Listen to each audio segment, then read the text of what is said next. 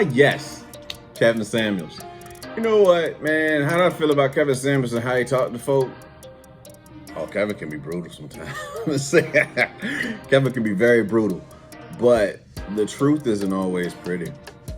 And delivery is one thing, but you have to filter the message with certain things. So everything's not going to come the way you like it.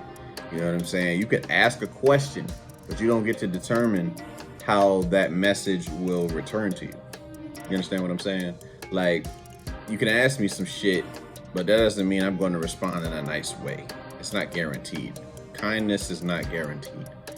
When you wake up in the morning and you go out into the world, like Marcus Aurelius, the ancient philosopher, says, you got to prepare yourself for people that are going to be rude, unruly, say some fucked up shit to you, and just take that for what it is. Now, getting back to Kevin Samuels. Kevin Samuels, to me, he is that older uncle, older brother, whatever you didn't have growing up. You know what I'm saying? Especially when it comes to like being masculine or talking being very direct and stuff about, and believing yourself to be a high value man. At least that's what I take from it. And I learned a lot of those things from him. Now there's some shit I've listened in on him, heard him talking to some women and said some wild shit. You know what I'm saying? Just told this girl straight up that she was a 6. Fact. Straight like that. You know, she was looking for a man or whatever, and just like she wanted to have a type of man that was, I don't know, basically a nigga out of her fucking league or whatever. Like, she's holding the guy that she wants to be with to a standard that she ain't even following. She ain't in shape. She ain't, her money and shit ain't together. Don't have anything, but she wants to have a man with 6 figures and all kind of shit like that. And Kevin Samuels will tell her straight up, you are a 5. Look her straight in the face and just tell her that she's a 5. And that's hard to take. And again, I say it all the time. The female ego is the biggest ego of them all, because, you know, there is, no matter who it is, you're not able to tell a woman she's ugly. You won't be able to do it. Now, don't get me wrong, there's some bros out there that really be looking like Chewbacca, really feeling like, they feeling like they cute or some shit. But you ain't telling no woman, you know what I'm saying, that, that she's unattractive or whatever, you know what I'm saying, doesn't have much beauty, regardless of what it is. And that's kind of like what Kevin be talking about. Like, when he was on Joe Budden's podcast, and there was one guy up there, he was talking about how some women really feel like they really feel like they're all 10s, but they bury their faces in makeup. You know what I'm saying? So it's like, are you a 10 or are you not? How much help do you fucking need? If, you know what I'm saying? Like, again, and there's nothing wrong with wearing makeup. Let me be clear, at least for me. I don't have no problem with a woman wearing makeup, long as she don't look like the Joker. I don't want that, or a geisha, whatever, memoirs of a geisha. I don't want your face to look that damn powdered the fuck up. You know what I'm saying? But like, they was just talking about, like, if these women feel like they're so damn attractive, there's so much the dimes and all this other shit, why do you need so much assistance with your beauty? You know what I'm saying? Just being a natural beauty. And I can respect that. But Kevin, I feel like Kevin can, like I said, Kevin can be brutal. He can be a motherfucking savage when he talk to people. But it's a message that some people need to hear. And it don't always come out the best, but you filter from it. Like, he don't hold no punches with guys either. There's a guy who's 20 years old. He's totally overweight. He was like, talking about getting girls and shit like that. He's in college. He doesn't have a good job.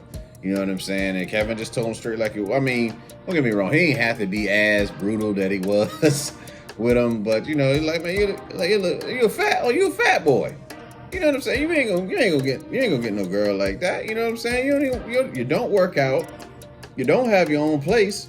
Like, you're not gonna get anything like that. No girl's gonna talk to you straight like that. And your ego can take offense to it, but are you listening to the message? You know what I'm saying? You got to put forth effort. And that's ultimately what I take from Kevin. Kevin is be talking about, like, folks not making effort. but wanting to get, they're feeling like a sense of entitlement, especially women. He likes to point that out when it comes to women. Women feel so goddamn entitled that, you know what I'm saying, that they should get whatever, and they're not even putting forth that effort themselves into their lives. And that's what life is about. You get out what the fuck you put in, depending on who you are. You know what I'm saying? Now there is some to what I'll say Kevin Samuel has made it where some women do get away with just being women. You know what I mean? They don't have to do much of anything. Now, that's not all women. You know what I'm saying? But women have that luxury of just, they can just be a woman and, you know, flaunt their bodies or some shit, like Instagram models and shit like that. They can just flaunt their bodies and they can generate like some form of revenue and shit like that. You know what I mean? But it's a lot of women out there that just really feel so much entitled though, man. And I like how Kevin talks to them. And it's, you know, and even in our community, like the black women really give him shit because he feels a lot. It's been heard that he gives black women a lot of shit. You know what I'm saying? Just talking about like what we're not going to talk, like again, us as black men, how we're tired of being talked to and all this other shit. And, you know, I've talked about this before on an episode as far as like the level of communication and just how we in the black community, how we talk to each other. And it needs work. It needs work.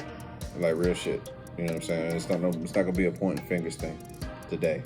But we know whenever Kevin talks, he just talks about like you're not gonna talk to me crazy. You'll come off dismissive. He likes to cut again. Women like to cut him off while he's talking, so he won't even talk to him. And that's what I'm talking about. That whole dismissive shit. Like when you talk to people, man, who would you want to talk to if they came off dismissive to you? You know what I'm saying? That's anybody. I don't give a fuck who you are, black, white, Asian, Latinos, whatever. If you talk to me and you cut me off, you don't let me speak, you don't let me get my point across, you want to talk over me, you heard something you didn't like and you want to shut me off in the middle of a conversation, I don't want to fuck with you. I don't. I promise you, that is the quickest way.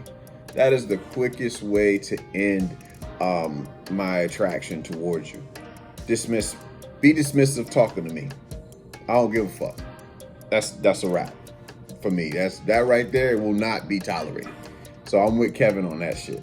And I just feel like communication is just so fucking important, man. Empty cup, no ego. Empty cup, no ego. That's how you got to come into a conversation. I don't give a fuck if a motherfucker know something you've already said. You know what I'm saying? Like, I don't give a fuck if a person is talking about something you already feel like you know about. Let them talk. You might hear something differently. You know what I mean? And a lot of us don't do that. But, you know, Kevin, I hope Kevin Key, if for whatever reason he comes across this, big bro, I appreciate you, man. Talking, just starting a conversation, perspectives. You know what I mean? It's like people won't always agree with everything you have to say, and that's okay, man. But that's the beauty about life. Everything ain't about right and wrong. It's about perspective. Understand that when you go into conversations, don't go in that shit thinking you already right or you're already wrong or whatever. You go in sharing your perspective and allow people to talk.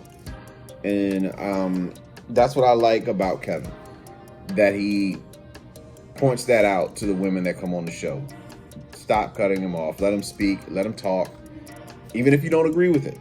You don't have to fucking agree with what the fuck he's saying. But to be able to let somebody talk and then decide whether or not you agree with that perspective and not having an emotional response. You know what I'm saying? I feel like people that respond emotionally, their beliefs are being challenged, or what they perceive to be the truth or whatever. Like something inside of them is not firm. Their belief in whatever they believe in is not firm, and they have an emotional response and they feel the need to defend it. You know what I'm saying? And we're all guilty of it. We're all guilty of it. We just have to stand firm in our stuff. We have to manage emotional intelligence going forth. But Kevin Samuels, I salute you, my brother. Keep talking that talk.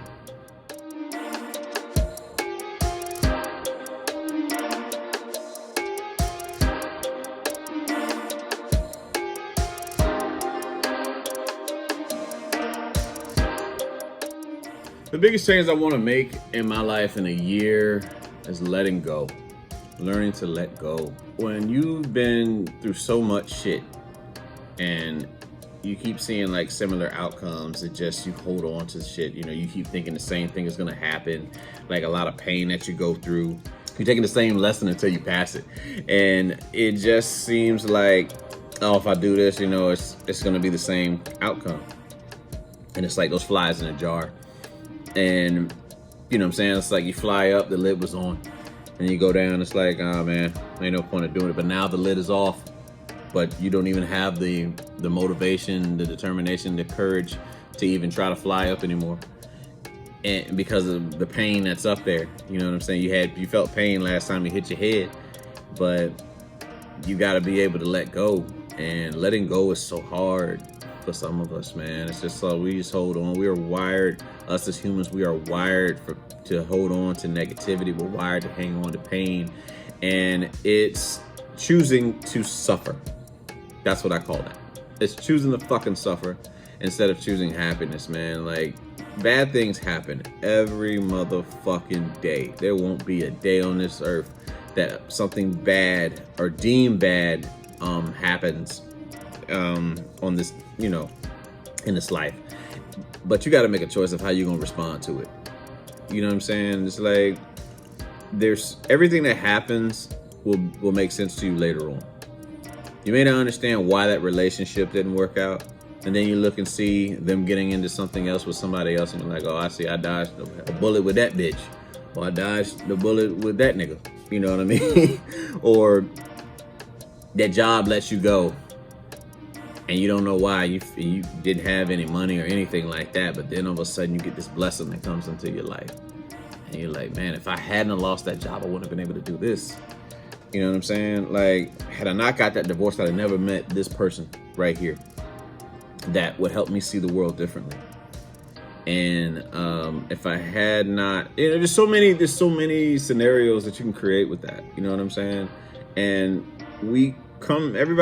everything comes into your life for a reason, but there's no reason for you to hold on to that painful past.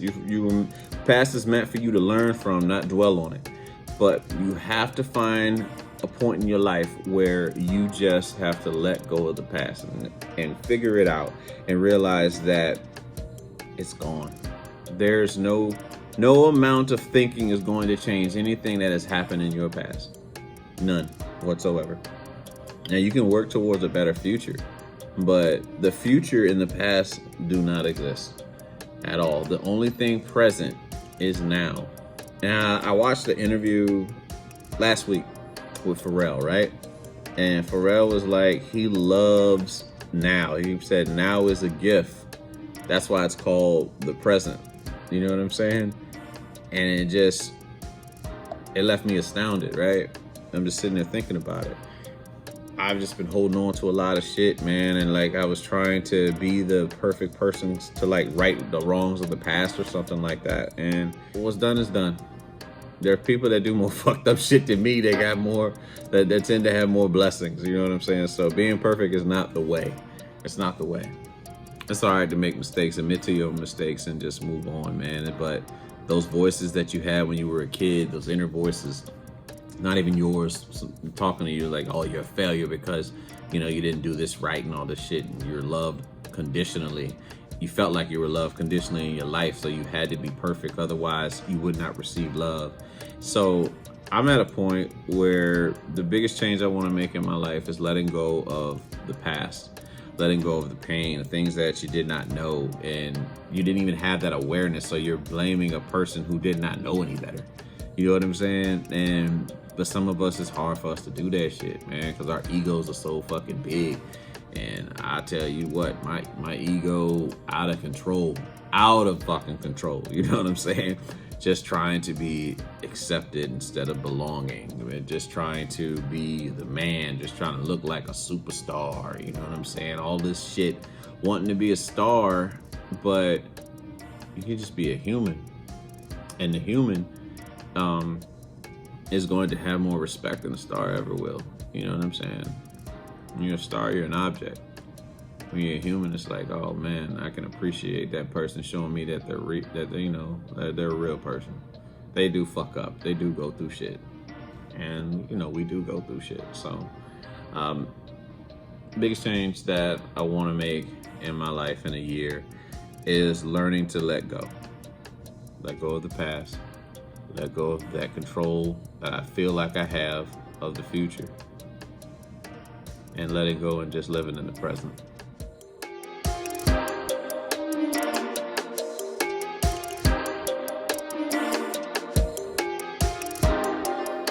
Ever been made to feel like you weren't black enough? Plenty of times. Anytime, you know what I'm saying? Like when you come from certain humble beginnings and then you leave and go off and try to better yourself and make a better life for yourself and possibly your family, and then you get exposed to certain opportunities, you know what I'm saying, that you weren't privy to when you were growing up. You deal with a lot of insecurities of people who feel like you're doing so much better than them. You know what I'm saying? Jeezy has this, Young Jeezy, on the second album, he had this statement on his song called, I forget what the name, I think it was called The Inspiration. It's that last song off his second album, right? Whatever the fuck it is, 102. Yeah. And then he says, I'm 10 steps ahead of you, not 30. And you get to a point, right, where there's freedom. There's freedom up north. You know what I'm saying? So it's like this plantation mindset that some black folk have, right? When you start talking proper, or you start being exposed to different things outside of basketball and football, like having a liking for hockey. Like for me, I play fucking hockey on video games and shit like that. You know what I'm saying? You talk that to some black folk and they look at you like, you like that white shit? You know what I'm saying? And yeah, so there's times where like listening to certain music because they've seen you now be exposed to different things in your life that aren't necessarily what you see in the black community. It's like you almost like lost yourself. But I can honestly say that I did lose myself. You know what I'm saying? I lost my sense of culture, being exposed to shit, but that was on something else. I was just trying to be a chameleon to adapt to my whatever environment, you know what I'm saying? And it was survival mechanism, you know what I'm saying? Just to survive. Like if I was around, I don't know, if I was around white folk, I would talk a certain way, you know what I'm saying? If I was around Latin folk, you know what I'm saying? I would try to act like I knew fucking Spanish. Yeah, young boy, young adult shit, you know what I'm saying? And just like, it was like wanting to be liked because you didn't love yourself, you know what I mean? So you find yourself in a position to where your people, they're looking at you and they recognizing like that change. So now it's like, oh, he don't want to be black no more and all this other shit. But it's not really trying to not be black, man. I'm really trying to be black and just have better opportunities than what we were privy to growing up. That's all it is. So you think being black is what? Being a victim, or being able to say that I couldn't have this shit. You know what I'm saying? Or, they don't let us do this thing when I'm out here doing this thing. You know what I'm saying? Like the exposure to stuff and like liking things that you know what I'm saying? Like I say the average black person likes, or some shit like that. Being different. What's wrong with being different? Like to be able to like stuff because you like it, not so much because you're black or because you're white. You know what I mean? And it's sad. It's just it highlights a lot of people's insecurities and their ignorance as well. But excuse me. You have to get to a point where you no longer look to other people for your self-esteem. And I was listening to a podcast, J.E.T.Sense podcast, by the way, and Will Smith was up there. It's the latest episode. It came out tonight, which is, well, not tonight, but yesterday, early today, Monday. I don't know when this thing will be released, but yeah, Will was up there and he was talking about once he learned how to let go of like looking to other people for his self-esteem, it was such a big weight off his shoulders. And being black, you know what I'm saying? I'm sure, again, I'm not gonna speak on other races, but I know for sure, being black in our society, it can be very tough, especially when you're trying to better yourself. around those that are afraid of you leaving them. You know what I'm saying? Leaving them, from when you got that plantation mindset, like you're going off to get freedom in their mind. You know what I'm saying? So doing something outside of the norm. And it's just like this fear if you're going to leave them. And a part of you, like if you were used to looking out for your people, you try to look out for them. But everybody don't have that same mindset, like they ready to move. You know what I'm saying? You're not going to change anybody. I wasted a lot of years doing that shit, trying to look out for people, you know what I'm saying, expose them to things and that were different than what we came up with. And they just didn't want to take it. And you have to accept that. You're not going to change anybody. Like, people are they're going to do what they want to do and move when they want to move. And you have to just accept that. For a long time, I couldn't, because I felt like if I got on and they didn't, how would I look? You know what I'm saying? I feel bad or whatever. And after some time, it just, like, all that time you've invested the energy into putting into other people, you should have been investing into yourself and then your family, like your kids and stuff. And sometimes it gets the best of you and you feel defeated and you think that if I dumb myself down, then I'll be good, then I'll still have that love. And then when you don't even get that love, it's like, what the fuck did I do this for, right? All because you felt like you weren't black enough. You know what I'm saying? And I'm sure there's other folks out there in the black community that felt that way when you try different things. You know what I'm saying? Like, you'd be able to listen to certain music. Like I speak all the time about me being into classical, me being into opera, big band, jazz. You know, it's not like your typical into rap and R&B and shit like that, you know? And it's different. I've had to learn to accept it, or even being like engaging, like if you engage with women outside of the black community, like there are some people, some black women that will frown upon you for dating a white woman or dating an Asian or dating, whoever, you know what I'm saying? But I feel like that's their own insecurity as to why they feel that way. You know what I'm saying? Yes, I get it, preserving our race. Yeah, I get that.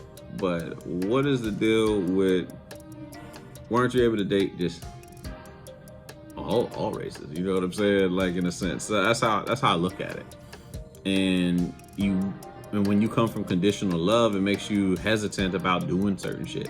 Like, I've been at that point in my life where I was hesitant about this. I was acting shy or whatever, or not even say shy, but and not say embarrassed, but just trying to, I don't know, like, not let these people know that I was talking to whoever, you know what I mean, and shit like that, for fear of being rejected. And that's ultimately what it comes down to. It's like that level of abandonment. It's like you're not ashamed of who you're talking to. Like, that's who you fucking like to talk to, but that fear of abandonment. And I'm sure there's other races that go through that shit for talking to black folk. Like, you bringing a nigga home, you know what I'm saying? And it's like, I don't, you know what I'm saying? Like, my parents are gonna look down on me or some shit like that. And that's just their own ignorance, you know what I'm saying? Because you got your own life. But, life is funny that way, right? But you have to realize that you need to live for you. And you are black enough. Whoever's watching this, if you've ever felt that way, where you've been treated a certain way for somebody else's insecurities and ignorance, like, oh man, I can't really, like, she's into, I don't know, whatever, like, if you got a lot of white friends or some shit like that, like, frowned upon, like, because you like things that typically, white culture, like things in other cultures, it means you're not black enough. No, you just like exposure to shit, you know what I'm saying? You're not supposed to be held into a box. Don't put me in a motherfucking box. I'm gonna do what the fuck I want to do and be who I want to be. And hopefully somebody gets inspired by that. You know what I mean? Like, be the example is really what you want to do, whatever that is. And not worry about acceptance. Worry about your tribe. That's the shit. Fuck the race shit. You know what I'm saying? Find your tribe. Because there's some folk that's in your race that don't fuck with you. And that'd be black, white, whatever. Find your tribe. Find people that just have the same mindset, growth mindset as you do. And stick with those people. That's your family right there. Those are the people that are gonna love you unconditionally. Now, there's some other folk that feel like, oh, if you don't do this, then you ain't black. Like Joe Biden saying that bullshit. He was okay with saying that shit because of how shit is being said in our community. You know what I mean? Or just in the world. And it's sad. But anyway, man, I just felt like that's what it's like. You know what I'm saying? Like those times where I said I felt like, you know, somebody made me feel like I wasn't black enough. And I am one of the most versatile black motherfuckers you're ever gonna meet in this life. So being exposed to different things, being able to be compassionate, being able to stand up for shit, being able to speak on things, being able to ball. I still ball. I know that's a black stereotype. I can play basketball. I will fuck you up on that court. I can sing. I can rap. I write poetry. I think. I read. Oh yes, some of us colored folk, we do read. And I's a reader. And it's just so many things to me. And you can't put me in a motherfucking box.